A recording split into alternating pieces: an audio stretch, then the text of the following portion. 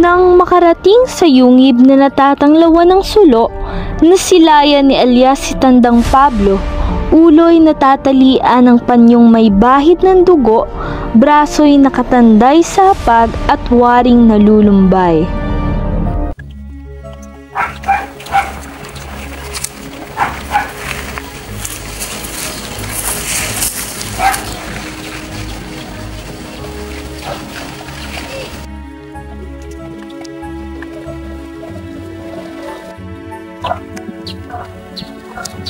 Bakit ganito po ang iyong kalagayan? Game mo po at sabihin ng iyong sadyari.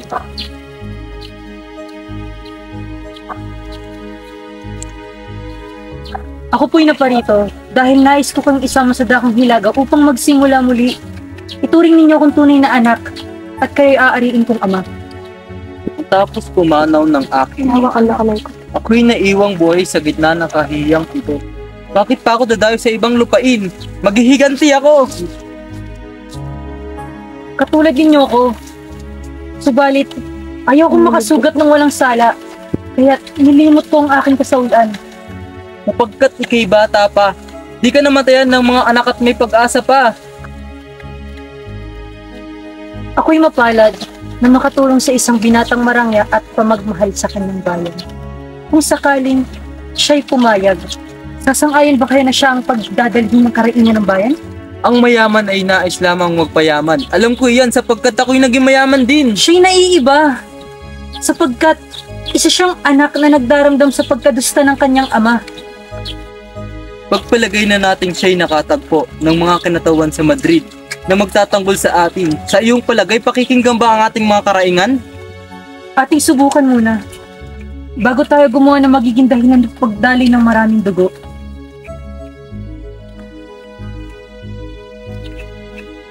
Sa iyo ko ipagkakatiwala ang pagbatid ng ating mga. Yan ang pag-asa ng tugon. Asahan ninyo ito sa ika-4 na araw. Patunguhin ninyo ang isa sa inyong tauhan sa baybayin ng San Diego. Sa kanya ko ito sasabihin.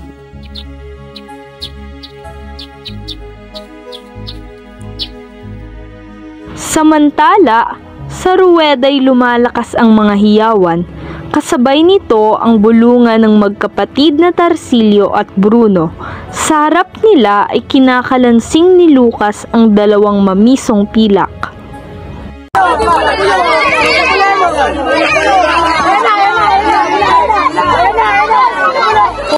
Kung hindi may pinistalakat ng ating kwarta, sana minibisa tayo sa pula. Kita mo ba ang lalaking nasa ating harapan? Natapon mo ba ang kanyang hawak? Oo, naroong pilak ang kanyang mga palad. Tanungin mo ang Ginoo kung maaari tayong maghiram ng salapi sa kanya. Alam kong kami iyong kilala. Sana na may pautangan mo kami ng kaunting halaga. Yung nga akong kilala, kay si Bruno at kapatid ng si Tarsilio. Maaari kayong meron sa akin ng salapi, hindi sa isang kondisyon lamang. Anong iyong kondisyon? Sumabi kayo sa aming kondusyon sa kartel. Mas marami yung matatanggap na kwarta kung makakapag-akay pa kayo ng marami. Hindi kami sumasang-ayon sa iyong kondisyon. Hindi ko pagmamayari ang salapi nito. Ibinigay lamang talaga ng Ibarra sa magsisilbi sa kanya. Hindi kayo tulad ng inyong ama, matapang. Ang duwag hindi kailangang mag-ibang. Sumang-ayon na tayo. Yung mabita yung mabaril ay isa lamang. Kaya mayroon katwiran. Ngunit paano na ang ating kapatid na babae? Napilitang sumang-ayon si Tarsilio sa kondisyon ni Lucas. Pinilit siya ni Bruno upang kumuha ng kwarta. Magkano ang matatanggap namin sa lapi rito? Kung kayo nakakuha ng kasabi sa pagkasalakay, at itinatlong po kayo. Tig-10 naman sa bawat isang kasama. Sakali man kayo magwagi, tig-100 ang inyong mga kalib, samantalang tig-2 naman sa iyo. Parang nga si Ginong Ibarra. Payag kami. Ibahagi mo na ang inyong kwarta. Kinabukasan ni Darwin si Ginong Ibarra dala ang sandata. Lumayo kayo sa libingan sa ikaw naman ng gabi sa makalawas upang tugatin ang kanyang utos. May panahon pa kayo upang maghanap ng mga kaalib.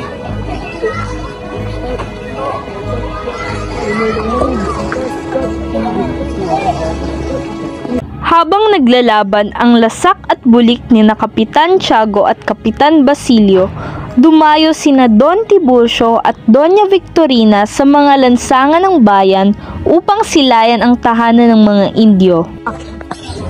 Nakasusok lamang mga tahanan dito. Tunay ng mga Indyong naninirahan sa mga iyan. Wala pang mga pitagan. Maaari silang gumanti at ako'y saktan. Bahala ka riyan. Tayo na tumisan. Wala man lang pumuna ng aking magarang kasuotan.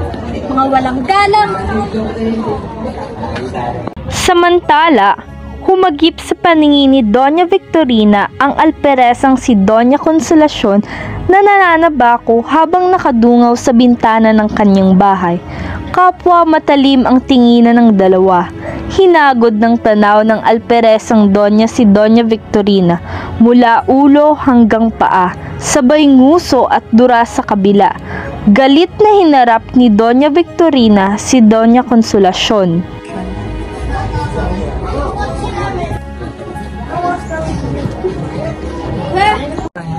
Apa, kayo ba'y naiingit sa akin at ganyan kayo makatanaw? Bakit naman ako mainggit sa mga katulad yung kulot? Kilalanin mo yung binabangga. Hindi ito isang probinsyano, isang kolonyo ng mga sundalo. Ibig ko bang laban ang aking mga damit? Upahan kita ng malaki sapagkat ikay labandera dati. Alam ko na kung sino kayo at iyong kasama. Nabanggit ng aking asawang iyong lihim.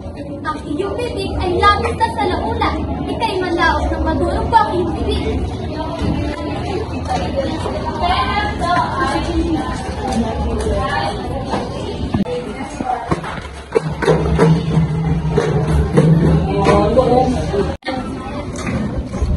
Kapal na mukha mo!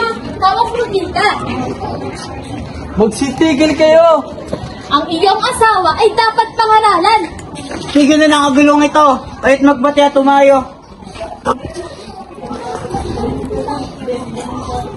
Tayo na lumuwas sa inyo. Para ako makapagsigong sa kapitan ni Nalan. Ang unang sa pangaralan ng Berang Alcalde. Ngunit hindi pa.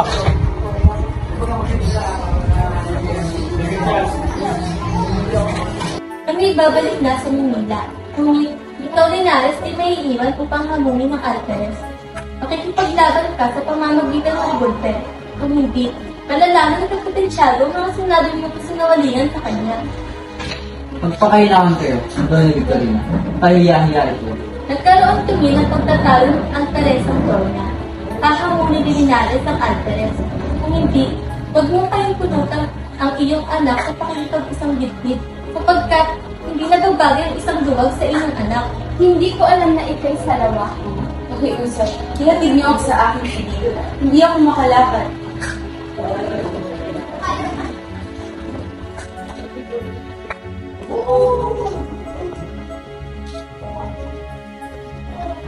Dumayo kinabukasan si Ibarra sa bayan ng Santiago.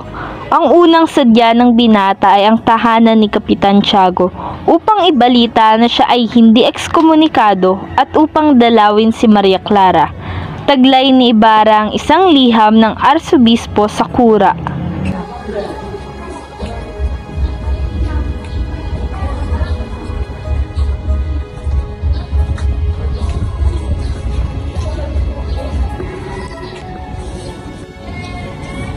Kararating ko pa lamang at ang unang nais kong masilay na ikaw.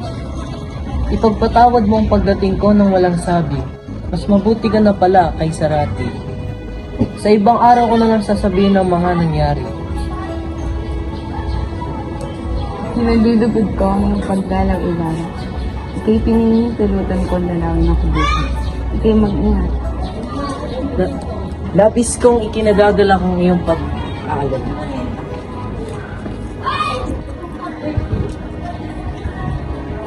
Nakarating si Ibarra sa tila tinatayo ang paaralan. Siya'y sinalubong ni Ñor Juan. Pagbati, Ginoong Crisostomo, kayo'y aming hinihintay. 1 metro na ang taas ng pader, pantay tao na ito. Makalipas ang 2 araw, nais niyo bang makita ang hukay? Bago ko makalimutan, Ibig kong ipabatid sa mga nangingilang sa akin na makipag-usap na hindi na ako isang ekskomulgado at hindi nakasalo sa mapagkainan ng arsobispo. Hindi po namin ito iniintindi sapagkat lahat kami pawang ekskomulgado na. Maari mo bang ibigay sa akin ang mga talaan ng mga manggagawa? Ibig ko po sanang makausap kayo. Kayo ay tumungo sa tabi ng lawa at dumulan sa aking bangka. Mayroon akong mahalagang bagay na nais ipabatid. Bago lubusang lumubog ang araw, tumungo si Ibarra sa baybay at lumulan sa bangka ni Elias. Ako'y may dalang pakiusap ng maraming sinumpatan. Nais nila na magbabago sa pamamalakad ng mga pare at guardian civil. Ibig din nila na magkaroon ng katarungan. Anong klase ng pagbabago ba ito? Ito ay tungkol sa pagpipitagan at paggalang sa katarungan ng mga tao. Ang iyong mga puro-puro ay naiba sa mga tao na kilala ko. Tunay na maraming bagay na hindi ka nais-nais. Natapwat, ang pagbabago ay lalo pang makasasama. Sa aking palagay, hindi mabuting magbigay lamang ang manggagamot ng lunas sa sakit. Dapat ay tuklasin ang pinagmulan nito. Sakali mang humina ang mga gwardiya sibil, malalagay sa panganib ang katahimikan ng bayan. Anong katahimikan ng bayan? Mahigit 15 taon na tayong merong gwardiya sibil, subalit napipinsala pa rin ang katahimikan ng mga mamamayan. May mga kasamang nagaganap. Subalit, nagbubunga rin ito ng kabutihan. Hindi dumarami mga salarin sapagkat sila'y taon sa mga gwardiya sibil. Hindi kaya't dumarami ang mga masasama sapagkat sila'y namumuhay sa takot? Mahalaga ang gwardiya sibil sa pamahalaan upang sila'y igalang at magpatupad ng batas. Sakali mang sang-ayunan natin ang inyong lakas, dapat ay suriin ang mabuti ng pamahalaan kung sinong hahabilinan ng lakas na iyan. Ano pa ba ang kanilang hinihingi? Ang pagkakaroon ng pagbabago sa pamamalakad ng mga prayle. Laban sa mga korporasyon ng mga prayle? Opo, sa mga humahawak sa kanila. Nalimot na kaya ng Pilipinas ang mga utang na loob nila sa mga korporasyon? Ginoo, ako'y handang ipagtanggol ang aking bayan sa inyong paratang na walang utang na loob. Ika'y naunawaan ko, iisa lamang ang ating damdamin para sa bayan. Ginoo, hindi niyo nakikita ang pangangailangan ng pagbabago. Gayong, kayo at ang inyong pamilya dumaranas ng kabiguan. Alang-alang sa inang bayan, lilimutin ko ang sariling kasawian. Ang kaunlaran ng bayan na sasalig sa pag-iisa sa Espanya. Kayo ba'y naniniwala na ang mga prayle ang dahilan ng kapanatagan ng bayan? Oo, sapagkat ganyan ang palagay ng lahat ng gumawa tungkol sa Pilipinas. Hindi ko lubos akalain kayo nagkaroon ng abang pagkilala sa pamahalaan at sa bayan. Ako'y lubos na nagpapasalamat. Saan ko po kayo ihahali? Huwag muna. Dapat natin ipagpatuloy ang pag-uusap upang mapatunayan natin ang may katwiran. Kung gayon, pakinggan ninyo ang aking nakaraan. 60 taon nang nakalipas, ang ninuno niya ay isang tenedor de libro sa isang almasen ng Kastila. Isang araw ay nasunog ang bahay kalakal. Siya'y napagbintangan at isinakdal sa hukuman. Siya'y hinatulang paluin sa mga hayag sa daan. Siya'y itinali sa kabayo at pinalo. Ang kanyang asawa'y namamalimos sa bahay-bahay. Walang nahabag sa kanya, sapagkat siya'y asawa raw ng isang manununog. Dinala ng kanyang nuno ang kanyang asawa at anak sa bundok pagkatapos gumaling ng kanyang mga sugat. Dito ipinanganak ang isang sanggol na sakitin. Hindi nagtagal ito yumao. Sila'y nilalayuan ng mga tao. Dahil dito, nagbigti ang kanyang nuno. Nagkasakit ang asawa niya at hindi agad na ilibing ang kanyang bangkay. Ang nuno niyang babae isinakdal sa kasalanang pagpatay. Hinatulan ding paluin, ngunit sa dahil ito'y nagdadalang tao, siya'y hinayaang manganak. Kalaunan, siya'y nagsilang ng isang malusog na lalaki at ginanap na ang parusa. Nang tumanda ang magkapatid, gumanti ang panganay. Siya'y tinaguriang balat. Samantalang kilala ang kanilang ina bilang haliparot at napalo. Panghuli ay ang bunso. Sa halip na nagtataglay ng mabuting puso, kilala lamang siya bilang anak ng kanyang ina. Isang araw ay natagpuan ng bunso ang kanyang inang naliligo sa sariling dugo. Natanaw niya ang isang basket ng abaka na nakasabit sa isang sanga. Sa loob nito ay ang pugot na ulo ng kanyang kapatid. Naglagalag ang bunso sa iba't ibang lalawigan. Namasukan siya bilang manggagawa ng isang mayaman sa Tayabas. Kalaunay siya'y umibig ng isang tagabayan, subalit siya'y nag-aalinlangang mamanghikan sapagkat mabubunyag ang kanyang nakaraan. Sa kasamaang palad, nabunyag ang kanyang lihim, sapagkat kailangang may mga katibayan. Ang binata ay sinakdal, ngunit hindi ito nagtanggol. Nabilanggo siya. Ang kanyang naging anak na babae ay kambal, isang babae at isang lalaki.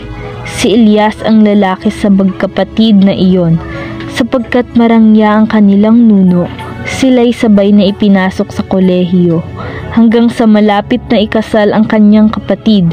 Ngunit ang kanilang kahapon ay nagwakas sa kanilang magandang hinaharap. Dahil sa kanilang karangyaan at ugaling mapagmataas, isang malayong kamag-anak ang nagpamukha ng kanilang pinagmulan.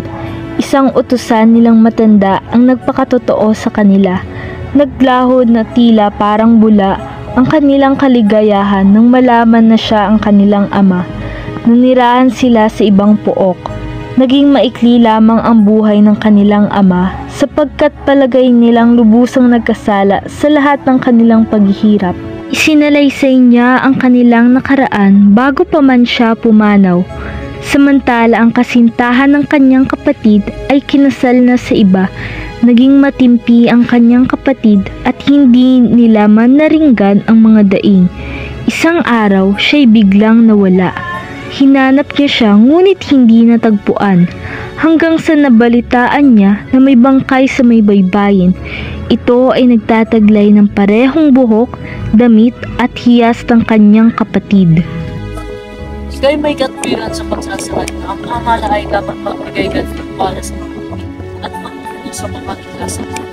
Tayo'y magkaisa para sa bayan. Magbigay halimbawa at ipakita ang bayan. Tama, ngunit kailangan nila maghintay. Maghintay? Tumbas nitong pagtitiis. Ako'y pagtatawanan lamang kung ito ang bagay na ito. Paano naman kung kayo'y panigan ng bayan? Hindi ang mangyayari. Hindi ko maaaring pamunuan ng paggamit ng dahas. Ngunit, kung walang paglalaban ay walang kalayaan. Ako'y tutol sa ganyan kalayaan. Ano po ang maaari kong ibalita sa nabuto sa akin? Ako'y nahahabag sa kanilang sitwasyon. Ngunit, sila'y maghintay. Maraming salamat sa inyong kabutihan.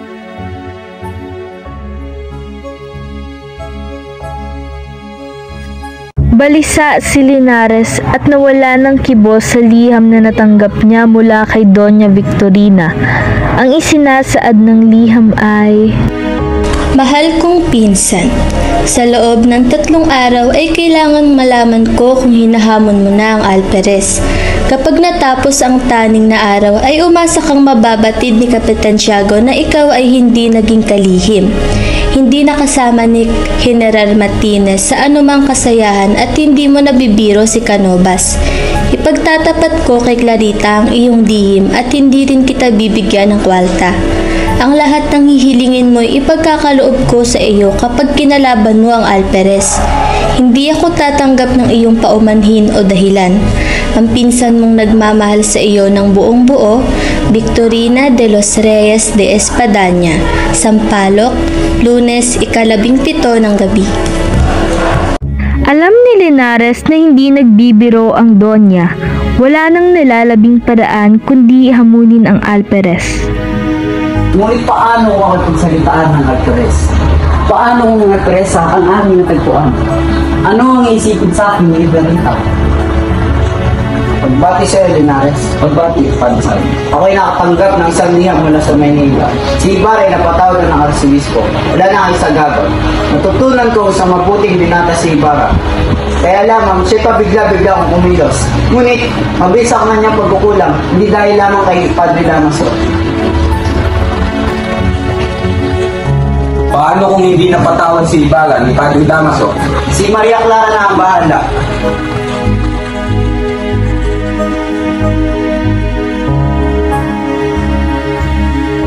Pagbati, Kapitan Tiago.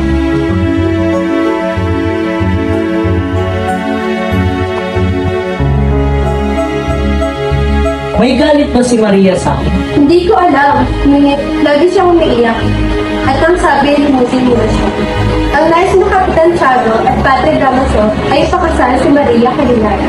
Hindi sang-ayon si Maria dito. Nang aking sinabi, na baka meron ka ng ibang niligawan, sinagot niya kung lalong mabuti at hinilak. Aking sabi kay Maria na gusto ko siyang makausap ng sarilihan. Opo. Kailan ko makakasahan ang kanyang sagot? Bukas ay magtungo sa amin ng maaga, ngunit sabihin mo sa akin ng ulo.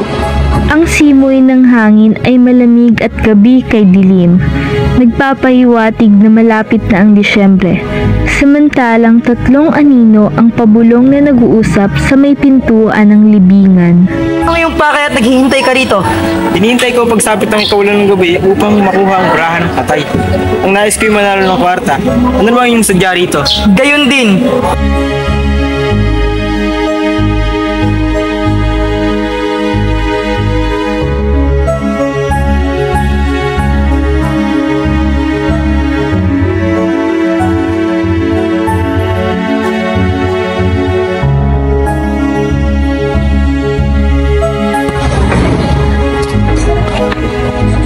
Ayun na bigo, maiiwanan niyo akong mag-isa.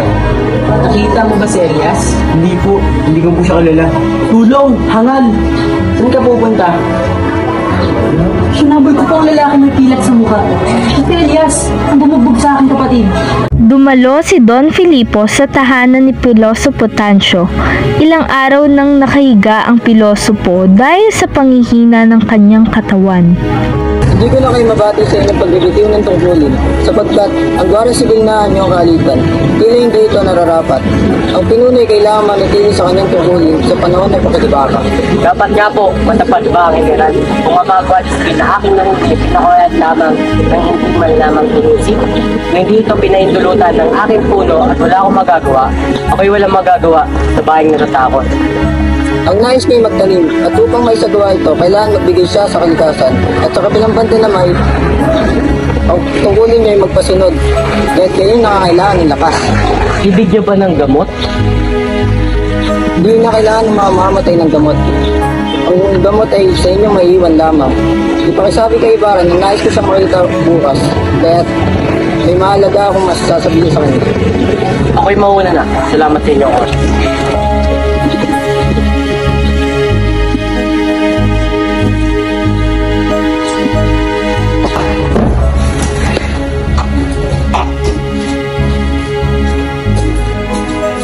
Sunugin niyo ang mga kasulatang maaaring makapinsala sa inyo at kayo tumungo sa isang pook na malayo sa peligro. Bakit? Sapagkat nabatid ko ngayon isang pag-aalsa at kayo pinangangalanda ang puno upang kayo mapaslang. Pag-aalsa? Sino may gagagawa nito sa kasamaang palad at hindi ko mabanggitin sa inyo? Pagkusayo itong ipagtapat ng isang inupahan. Nabanggit ba ito sa iyo kung sino umupa sa kanya? Opo.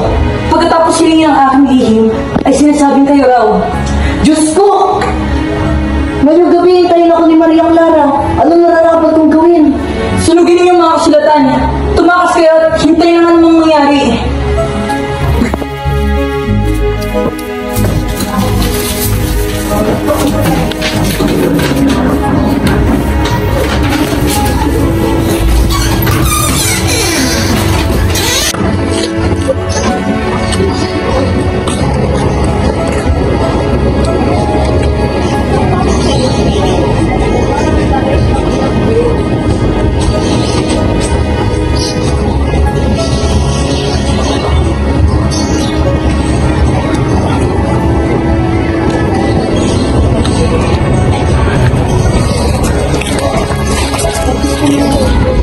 Nalaban ang inyong pamilya si Don Pedro Ibarra Mendia?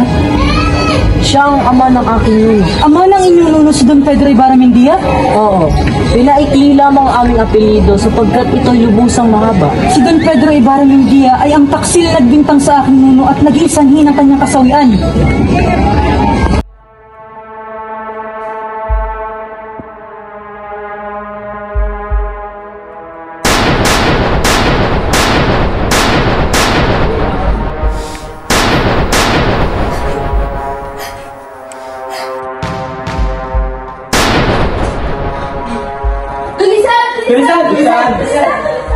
Kayo manawag dyan, Padre Salvi.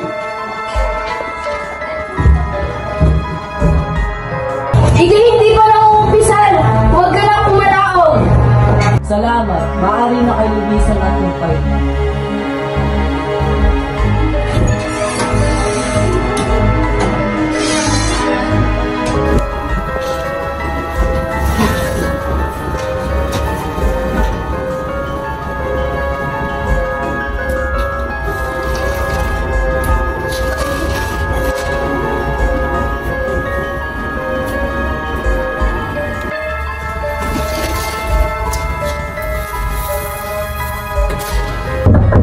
Buksan mo ang pinto. Kung hindi, ito'y aming gigibayin.